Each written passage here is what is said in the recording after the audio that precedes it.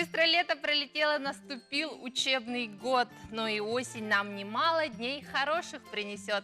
С добрым, прекрасным, уже осенним утром, дорогие телезрители, вы смотрите главный канал Якутии, и мы начинаем новый день.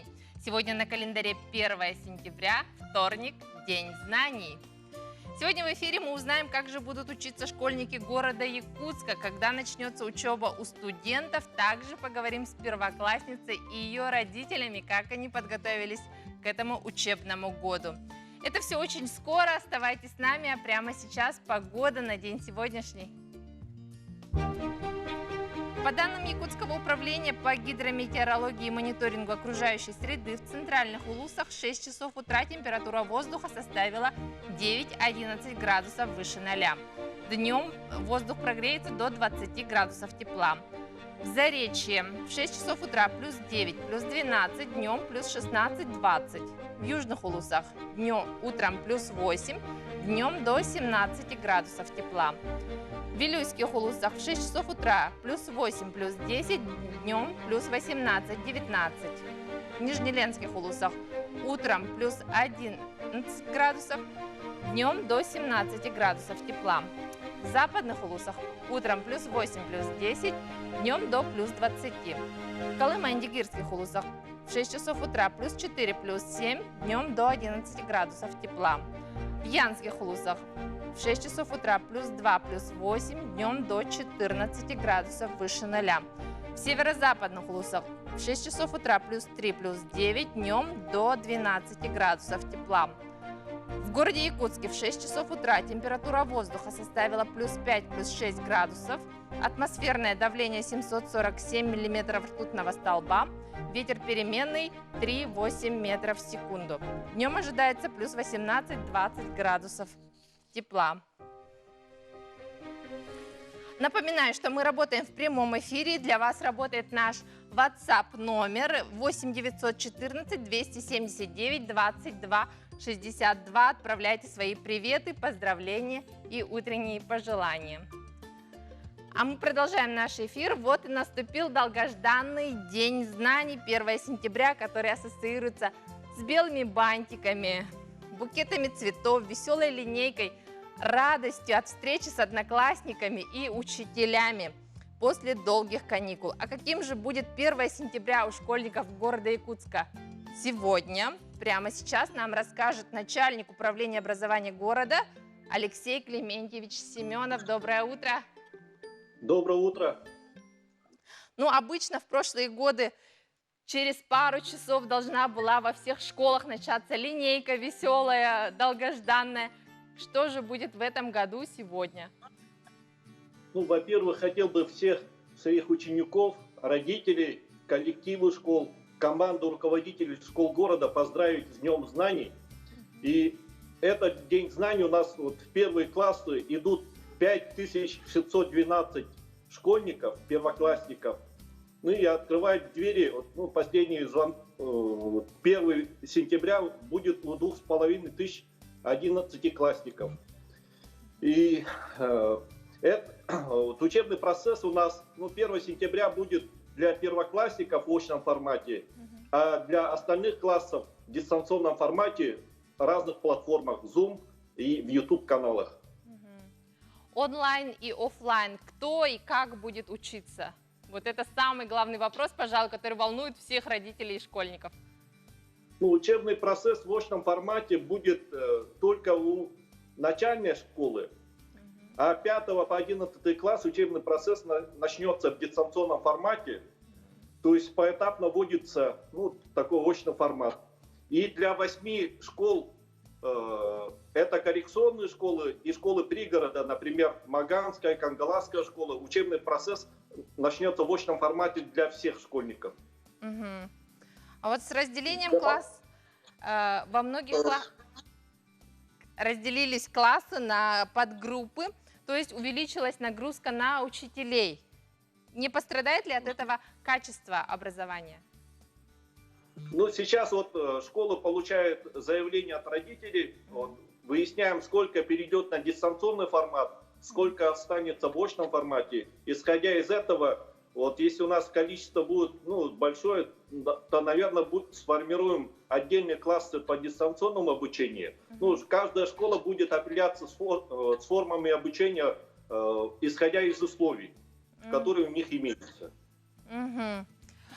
Такие уроки, как физкультура, труд, ИЗО, музыка, они не пострадают от этих онлайн-обучений? Я думаю, что не пострадают. Тут, конечно, нужно взаимопонимание, доброжелательное отношение ко всему. Допустим, я хотел поблагодарить, у нас буквально 10 августа последний день, и у нас дополнительно летняя занятость в большем формате, к сожалению, не прошла. И у нас в школах, в 16 школах, и еще, допустим, детский подростковый центр, свои лагеря, таежный герой и разные формы, они провели в дистанционном формате. То есть сумели в новых условиях обеспечить летнюю занятость наших детей. На летних площадках школьных у нас прошли летнюю занятость 8,5 детей. В объекте дополнительного образования у нас в летнее время было занято 1500 детей. Поэтому и с предметными областями, я надеюсь, справимся.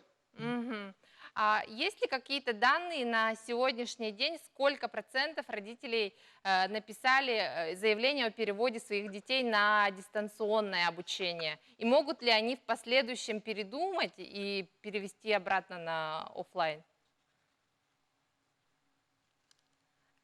Алексей Клементьевич? Алексей. 5-10%.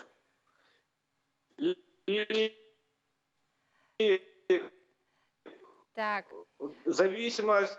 У нас небольшие технические неполадки, дорогие телезрители. Алексея Клементьевича, к сожалению, плохо слышно. Сейчас наши техники попробуют с ним связаться еще раз. А мы давайте пока сейчас посмотрим материал, который подготовил мой коллега Максим Гоголев. Ведь немало интересных событий, кроме Дня знаний, произошло еще 1 сентября. Рубрика «День в истории». 1 сентября, конечно же, ассоциируется с Днем знаний, но этот день знаменателен не только этим. Например, 1 сентября 1910 году началось производство грампластинок в России, когда в подмосковном селе Апрелевка открылась первая русская фабрика массы для граммофонных пластинок и прессовки. Позднее она получила название Апрелевский завод грампластинок. Завод построили два немецких предпринимателя, финансист и специалист по звукозаписи. В первый год было выпущено 400 тысяч граммофонных дисков под марками «Метрополь» и «Рекорд».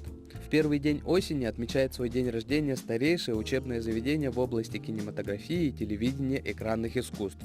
1 сентября 1919 года в Москве была основана Государственная школа кинематографии. Сегодня это учебное заведение называется Всероссийский государственный институт кинематографии имени Герасимова, сокращенно ВГИК.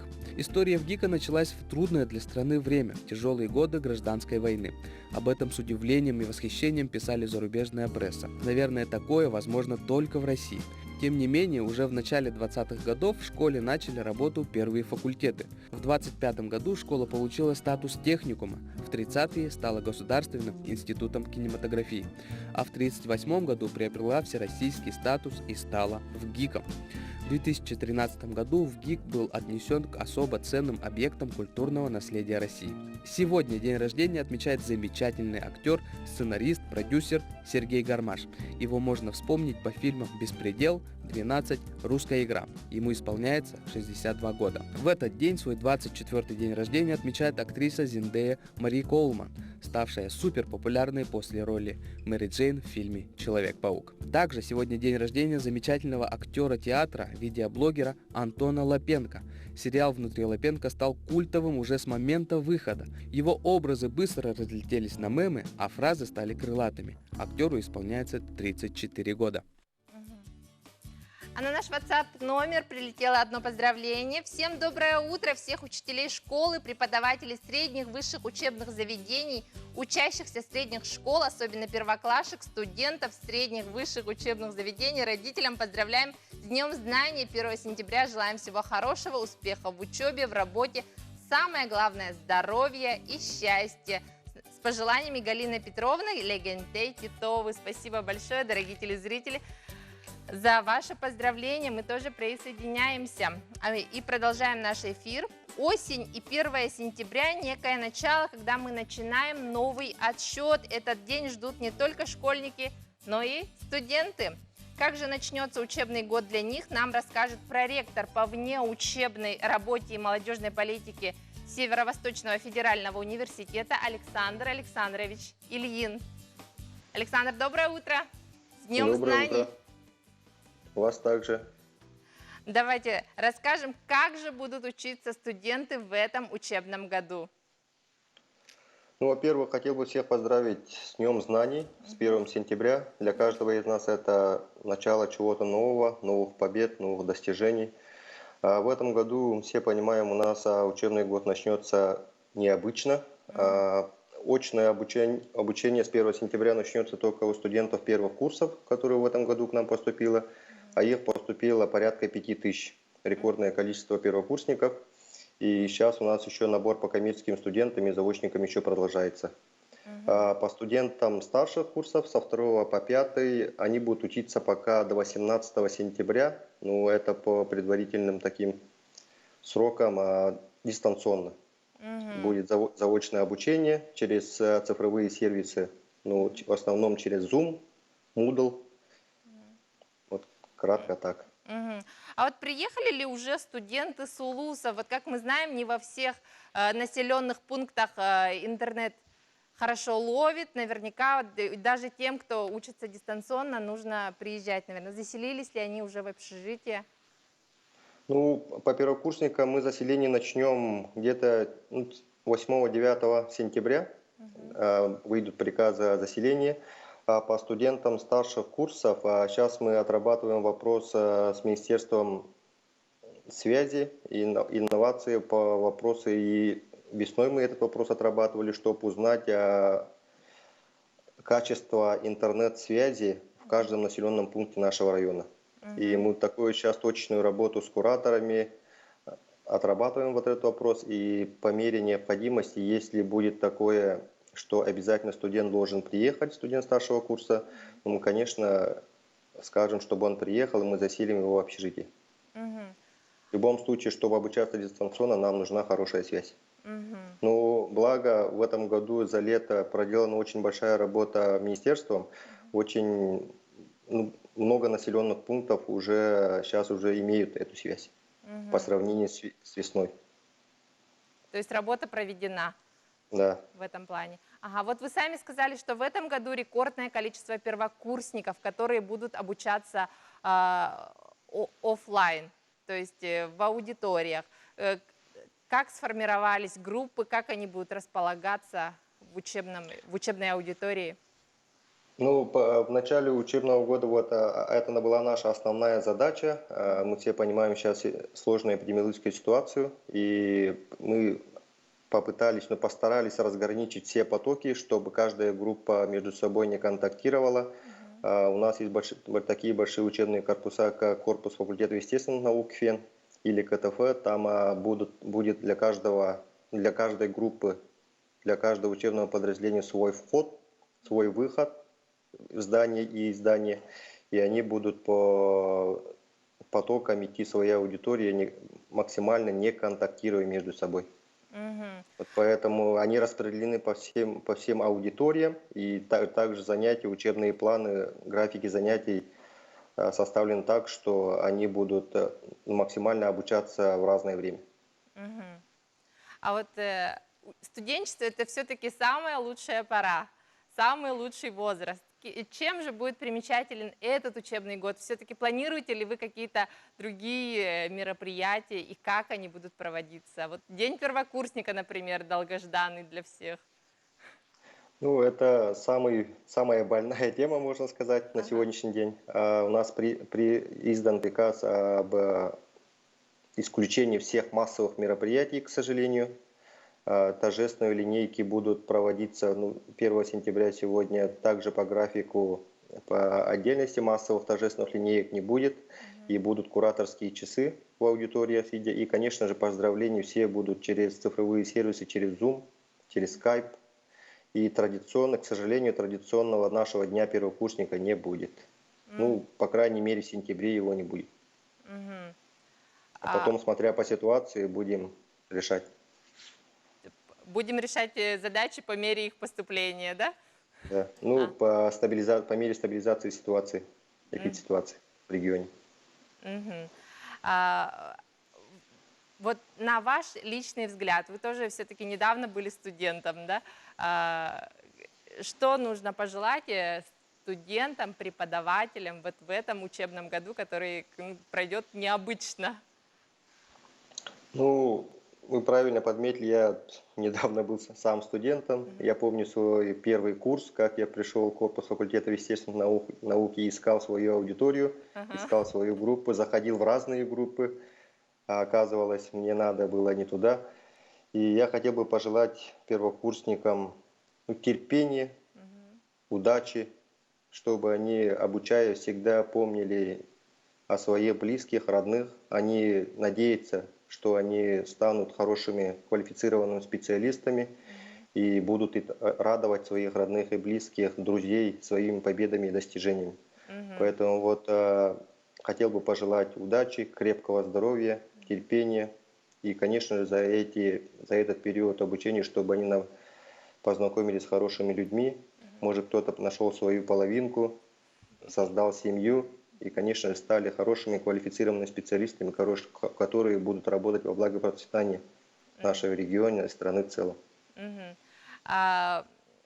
Давайте напомним нашим телезрителям, что сегодня будет. Вот через пару часов начнется рабочий день, должна была начаться учеба. Да? Что сегодня? Именно 1 сентября.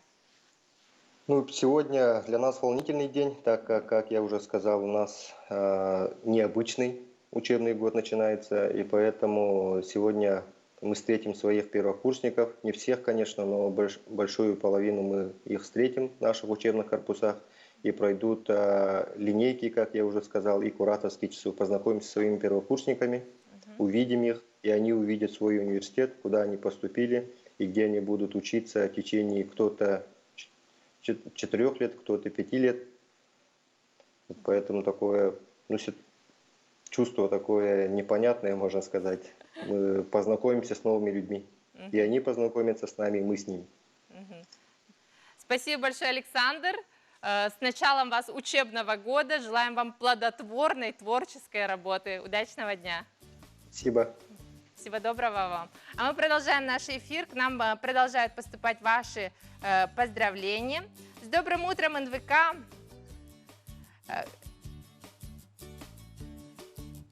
Так, доброе утро, с Днем Знаний. Поздравляем племянников первоклашек Руслана и Сашу, родственники с Улах-Ана Хангаласского улуса. Вам тоже большой привет. Надеюсь, ваши племянники Руслан и Саша услышали, и хорошего им учебного года. Так, а мы продолжаем наш эфир. Наша съемочная группа побывала в гостях у той, которая открыла широкой якутской публике волшебные звуки арфы, этого удивительного и грациозного инструмента. Подробнее в следующем сюжете. Девочка Лида из сельской глубинки когда-то вытянула счастливый билет и полетела в Ленинград учиться музыке. На скрипочку мне пальцы оказались маленькие. А отправить, ни денег, ничего. И показали мне вдруг арфу. Будешь учиться? Я говорю, ой, конечно. Ага. А сколько лет было? Уже 8-9 лет, конечно. И в музыкальной школе при консерватории Римского-Корсакова, переулок Матвеева, рядом с Мариинским театром. И вот мы там жили в интернате и учились. И я начала заниматься на арфе. Арфа, привезенная Лидией Павловной в далеком 1965 году из Ленинграда, была первой в музыкальной истории Якутии.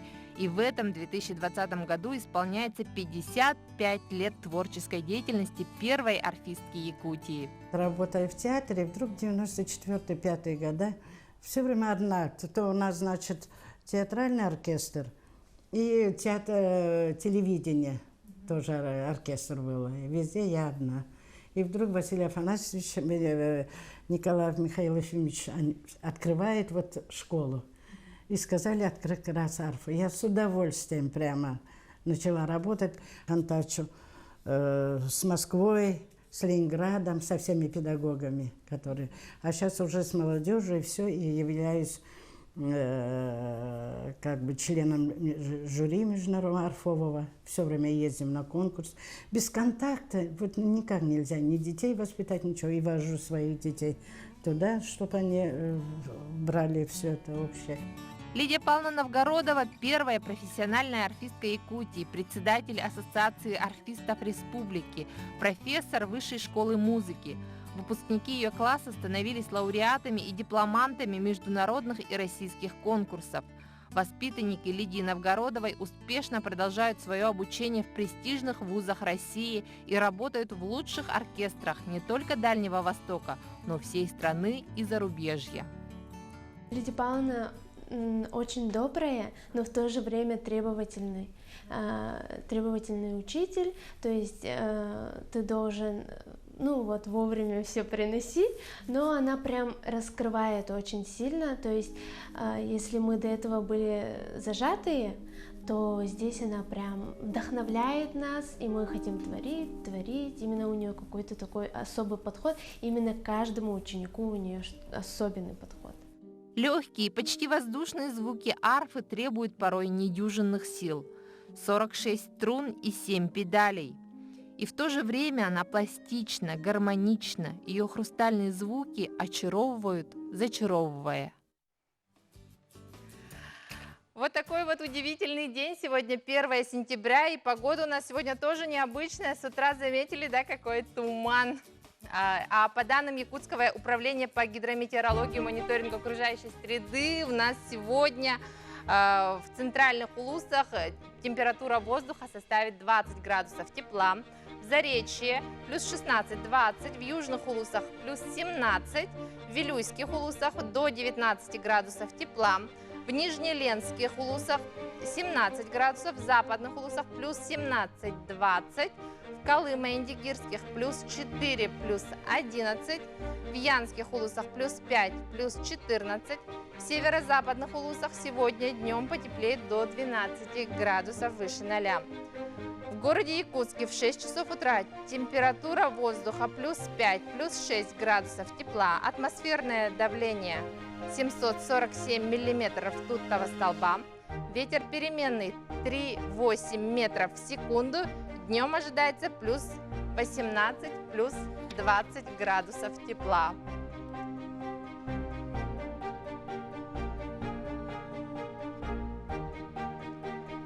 Тут фотографии первоклассников им отправили.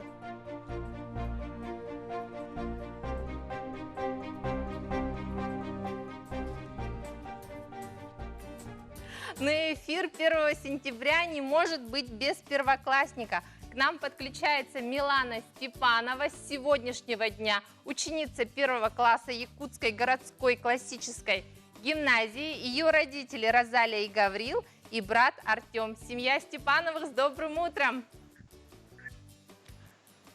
Доброе утро, Якутск, доброе утро, республика. Поздравляем! Всех с праздником поздравляем. Мы вас тоже поздравляем с Днем знаний, с 1 сентября, особенно, конечно, Милану и Артема. Артем у нас пойдет в 4 класс, у Степановых вдвойне ответственный год в этом году. Расскажите, как вы готовились к этому дню? Но этот год был особенно у нас, учебный год особенно волнительный, как и для всей республики, как для всего населения нашей страны, связанной с... Милана очень волновалась, готовилась, ходила на подготовку во дворец детства, считала каждый день с бабушкой на самоизоляции, сидели, занимались на даче все лето. Каждый день считали, и слава Богу, нам отрадно, что в системе образования нашим педагогам удалось работать наиболее, он будет радостный, несмотря на туманное утро, я думаю, такой же волнительный. Вот. И Милана сегодня почетная миссия позвонит в звоночек символический. А Милана поступила в городскую классическую гимназию, как и наш старший сын Артем. Будут учиться в одной школе, что для нас особенно приятно и отрадно. Всем педагогам гимназии большой пламенный привет. Поздравляем с Днем Знаний. Ух ты, здорово! Милана, что-нибудь нам скажешь? Сегодня вот ты пойдешь первый раз в школу. Ты готова? Милана? Да.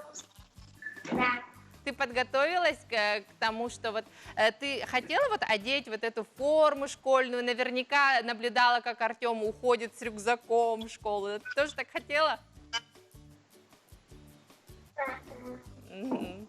Артем, скажи, пожалуйста, вот у тебя 4 класс уже, ты будешь приглядывать за своей сестренкой в школе? Ведь вы будете учиться оба очно. Артем? В одну смену. Они будут учиться в одну смену. У Артема совпадает с графиком, режимом обучения Миланы. Вот, поэтому, конечно, мы готовы и ждем и ожидаем, что будут какие-то немножко неудобства. Вот, но обращусь ко всем родителям города и республики, чтобы все набрались терпения, отнеслись с этим с глубоким пониманием. И с карантином мы совместно сможем... Конечно, мы хотели бы также всех поздравить и сказать о том, что в нашей семье 1 сентября, он из года в год всегда очень волнительный, потому что наши родители и супруга, и у меня у родителей, они педагоги. Моей маме Стрыкаловская Зинаида Николаевна отмечает в этом году 50-летний стаж педагогический. И в этой связи я передаю огромный привет Стрыкаловской Зинаиде Николаевне. И она была директором 2 городских школ, и хочется поздравить и ее состав школы, да, и ее лично. И спасибо большое, Розалия Гаврил. Мы еще раз поздравляем вашу семью с Днем Знаний, и чтобы ваши детки Артем и Милана учитесь хорошо. Всего доброго, на этом наш эфир подходит к концу.